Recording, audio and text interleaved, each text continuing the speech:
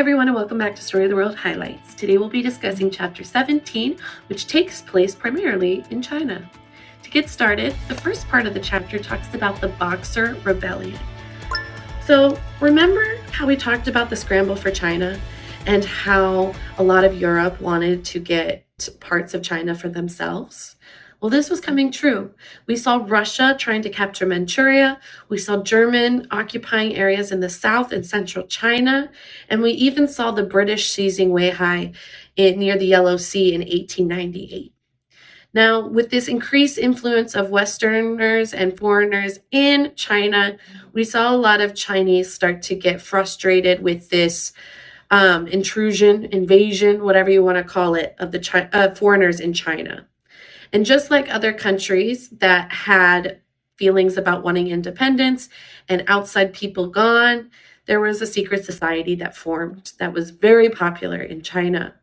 Now, this society was known as Yihequei, which in English means the Society of Harmonious and Righteous Fists. But the West just called them the Boxers. They called them the Boxers because these rebels were really good at martial arts. Now, besides martial arts, these rebels had a unique style of fighting. You see, they believed that spirits would join with them and make them super warriors, basically absorbing that spirit's strength and skills. And in order to get the spirit to come and be part of them, they would go into a trance before battle, and then they would start foaming at the mouth. They thought this was how they would get the spirit within them. And with the spirit within them, they were going to be invincible to attack. Additionally, they thought when they would go into battle, an army of spirit soldiers would rise from the ground to join them in battle. Now, their plan for attack was first to target missionaries and Chinese Christians. They wanted to target missionaries because they thought that they were the root of this foreign influence. Just like we heard in previous chapters with Japan closing its borders because they thought that missionaries brought armies brought Spain attacking. Similar idea. Chinese rebels thought that the missionaries were the root cause of the European influence in China. And they also wanted to attack Chinese Christians because they were traitors. They had abandoned the Chinese ways, and they had adopted the foreign style. Now, the number one group of missionaries they were targeting first was a group of German missionaries in central China. These missionaries made the unfortunate choice to get involved in a little bit more than pushing their religion. They got involved in politics within the area, and they shouldn't have done. So they were the number one first group to be attacked by the Boxers. Now you may be wondering, what was the government doing? Why wasn't the government helping? That's what the rest of the world was wondering. Well, you see, the government was pretending they didn't know what was happening. And that was because of a few different reasons. To start, we were still in the Qing dynasty, and the emperor at the time was a young man who was very motivated to modernize China. He saw other places like Japan and Russia and all these other places starting to modernize, and he thought that that was what China needed to do.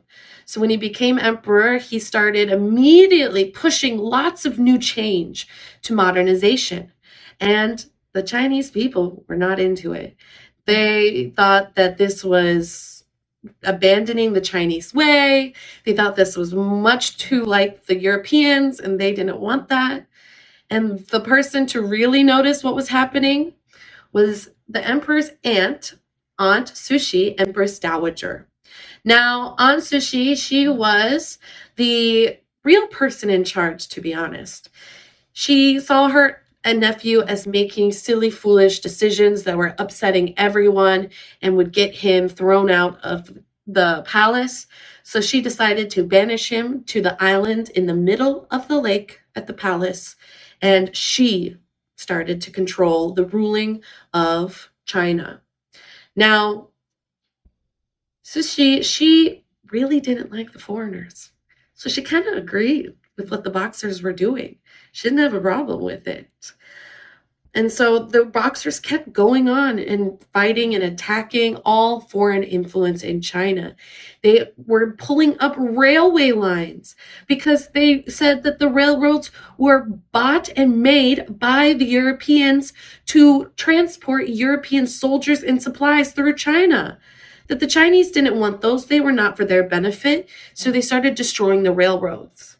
And this was the point in which the foreign powers said, oh, no, no, no, no. You cannot destroy all of those railroads. Those railroads were expensive. And with that, they were really angry and started talking to the Empress. And the Empress was like, okay, guys, I'll get my army ready to attack them. But she didn't actually do that.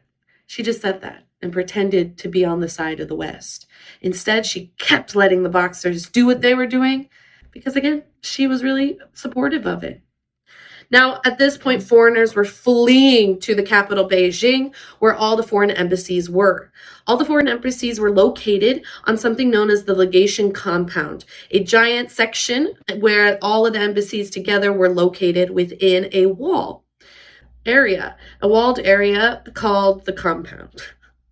Now, we saw all of these Boxers charging at the compound, which had been locked up, and trying to shoot it down and destroy it.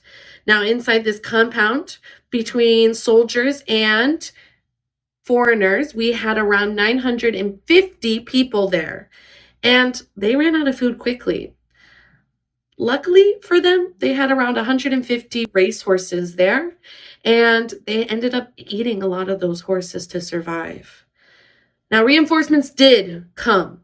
They came from all different countries. There were around 19,000 soldiers in total came, a majority of them from Russia, and then Japan and the US, with some other countries as well, sending troops. As they arrived in Beijing, they immediately shot down the Boxers and burned the Summer Palace down. With that, Cixi and her nephew fled, and the remaining government stood there having to answer for China.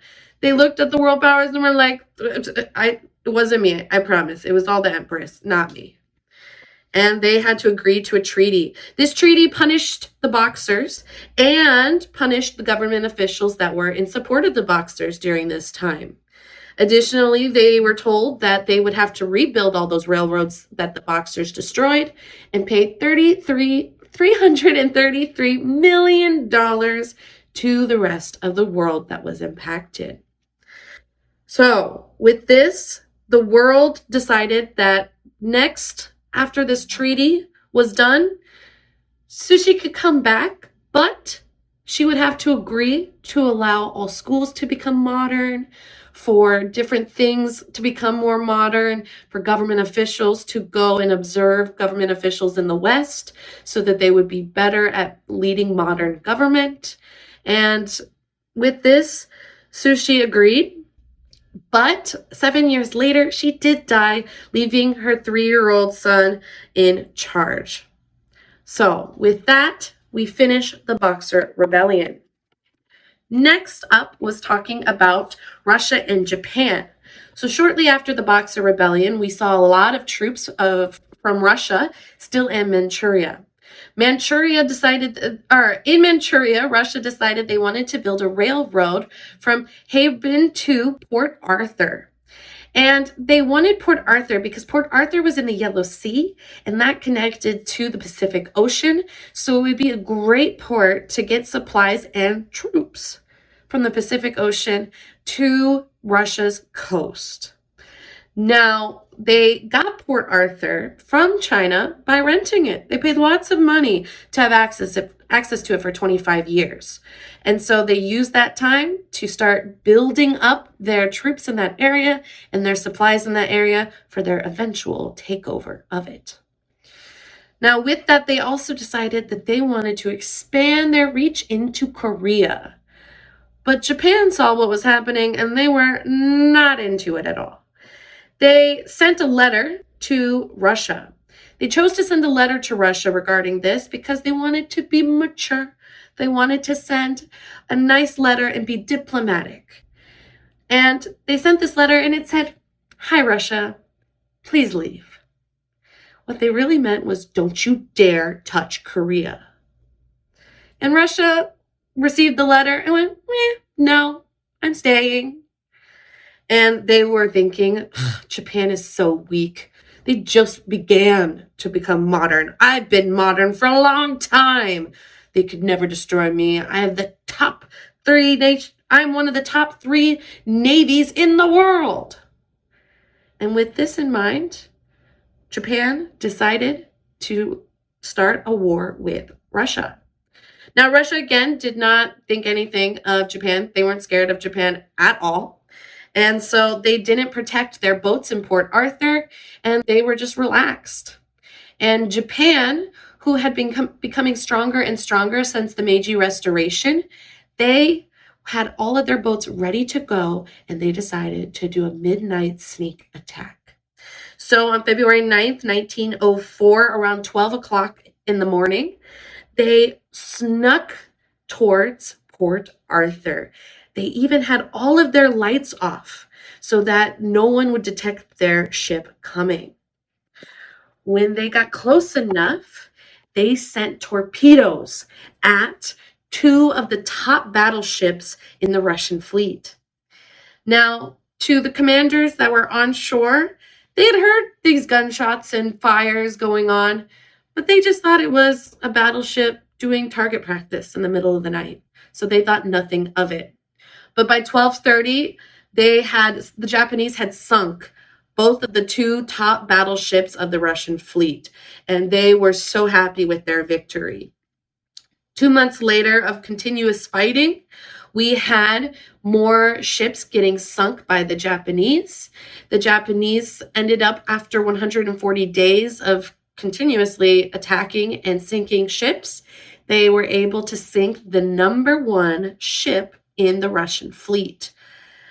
And with that ship, they ended up killing the number 1 admiral of the entire Russian Navy.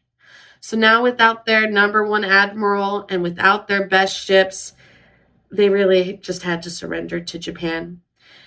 The President of the United States, Teddy Roosevelt, helped negotiate this treaty, which was signed in September of 1905.